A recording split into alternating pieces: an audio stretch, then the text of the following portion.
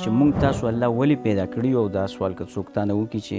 ولې ته پیدا شوی په دې دنیا کې څومره چې انسانان دي پیریان دي د دې د پیدایش مقصد او هدف دا دی چې دی الله وپېژني د توحید د عقیده وپېژني چې زموږ ستاسو د ژوند مقصد څه دی او په ډېرو آیتونو کې الله عزوجل دا خبره بیان کړې ده وما خلقت الجن والانس الا ليعبدون د انسانانو د پیریانو او دغه شانته د ټولو موجوداتو د مخلوقاتو د کائناتو د دې د پیدایش مقصد هم دا دی چې دی الله عزوجل وپېژني چې دا دنیا الله څه پیدا کړې ده او د انسان د پیدایش مقصد څه دی یا د مخلوقاتو د پیدایش مقصد څه دی دا خبره پیژندل ضروری دي چې مونږ تاسو الله ولې پیدا کړي او دا سوال که څوک تانه وکړي چې